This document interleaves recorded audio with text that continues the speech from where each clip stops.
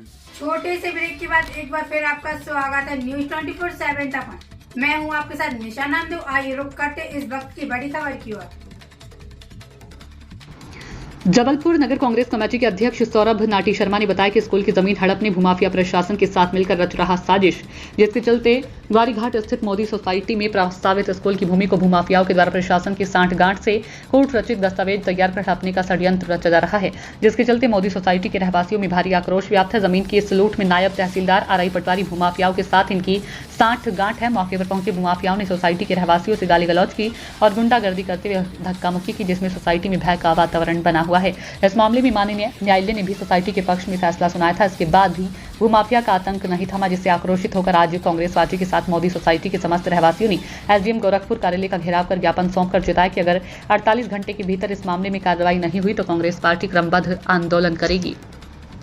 देखिए, आज शहर में भूमाफियों का आतंक सर चढ़ के बोल रहा है। ये कोई पहला मामला नहीं है जो प्रकाश में आया, मगर ये मामला सब मामलों से महत्वपूर्ण इसलिए है क्योंकि भूमाफियों के साथ मिलके गोरखपुर संभाग के तहसीलदार आरआई पटवारी तीनों ने उनका साथ दिया उस भूमि को हड़पने के लिए। षड्यंत्रपूर्ण तरीके से कूट रचित दस्तावेज तैयार करके भूमाफिया वहाँ पर मोदी सोसाइटी में जो स्कूल के लिए आरक्षित ज़मीन थी उसका एक हिस्सा अपने नाम करा लेता है। न केवल नाम कराता है, उसमें सब प्रशासनिक अधिकारियों को साझेदार बनाता है और प्रशासनिक अधिकारी जो हैं उसका नामांतरण करते हैं, उसका सीमांकन का आदेश देते हैं। राजस्व के अधिकारी वहां पहुंचते हैं, पुलिस प्रशासन को वहां लेके जाते हैं और इसके बाद जब मामला माननीय न्यायालय में लंबित है उसके बाद वहां पर इस तरीके का भूमाफियों के साथ प्रशासनिक अधिकारियों का वहां पर पहुंचना, उस शांत इलाके में गाली गलौज करना। और जब आरआई और पटवारी को वहाँ के रहवासियों ने बोला कि आप एसडीएम महोदय से बात कर लें, तो पटवारी और आरआई का कहना था एसडीएम से हमको कोई बात नहीं करनी है। ये तमाम बातें साफ तौर पर दिखा रही थी कि भूमाफिया ने जिस तरीके से इस स्कूल की ज़मीन को हड़पने का जो प्रयास करा है उसमें प्रशासनिक अधिकारी भी उनका साथ दे रहे हैं। आज यहाँ पर हम लोगों ने एसडीएम महोदय को ज्ञापन दिया है। ज्ञापन के साथ साथ हमने उनको पूरे एनेक्सर दिए हैं और उसमें साफ तौर पे हम लोगों ने इस ओर इशारा करा है इन भूमाफियों को और इन सरकारी अधिकारियों को कहीं ना कहीं सत्ताधारी दल के लोगों का समर्थन है, कहीं ना कहीं सरकार का समर्थन है, तब ये ऐलानिया इस तरीके से किसी भी ज़मीन को लूटने का प्रयास कर रहे हैं। उस स्कूल की ज़मीन की तरफ अगर भूमाफिया और राजस्व विभाग के अधिकारी अगर देखते हैं तो कांग्रेस पार्टी क्रमबद्ध और चरणबद्ध आंदोलन वहां पर चलाने के लिए बाध्य होगी। आज मोदी सोसाइटी के तमाम रहवासियों के साथ यहां पर हम लोग ने एसडीएम महोदय को ज्ञापन देते हुए चेताया है कि 48 घंटे के अंदर तहसीलदार आरआई पटवारी पे आप कार्रवाई करें, उनके सस्पेंशन की आप कार्रवाई करें। पुलिस प्रशासन को हम लोगों ने आगाह करा है कि आपने जिस तरीके से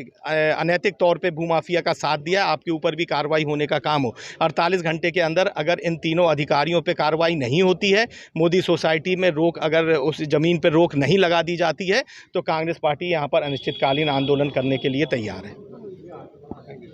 मर्यादित के स्वामित्व की संपत्ति जो मौजा कटंगा खसरा नंबर 43/1/1 है, जिसको संस्था द्वारा 1988 में क्रय किया गया और नगर तथा ग्राम निवेश कार्यालय से उस जमीन को 1 एकड़ जमीन स्कूल हेतु आरक्षित किया गया था, जिसमें विक्रेता के वारसानों के द्वारा पुनः उसको विक्रय कर दिया गया, जिस पर हमारे द्वारा सिविल सूट लगाया गया, जिसमें डिक्री हमारे पक्ष में हुई, उसकी अपील की गई, पुनः हमारे पक्ष में आदेश हो गया। उसके पश्चात भूमाफिया को संपत्ति विक्रय कर दी गई। उनके विरुद्ध भी हमने सिविल सूट लगाया, जिसमें वर्ष 2021 में स्थगन मिला और कंस्ट्रक्शन के संबंध में माननीय उच्च न्यायालय के द्वारा हमको 2022 में स्थगन मिला और फाइनली वो केस डिसाइड हुआ 2024 में। 2 न्यायालय में प्रकरण, 2 न्यायालय से डिक्री है और 2 न्यायालय में आज भी वर्तमान में स्थगन है, माननीय जिला न्यायाधीश और माननीय उच्च न्यायालय। उसके बावजूद भी तहसीलदार के द्वारा, नायब तहसीलदार के द्वारा वहाँ पर बटांकन, सीमांकन, म्यूटेशन की कार्रवाई की जा रही है और भूमाफियाओं को जबरन कब्जा दिलाने का प्रयास किया जा रहा है। कितना करीब की होगी अगर देखा जाए तो आज की वैल्यू? आज की वैल्यू जो इस ज़मीन पर ये कब्जा करना चाह रहे हैं वो लगभग हमारी है 18,270 वर्ग फुट, खसरा नंबर 43 की।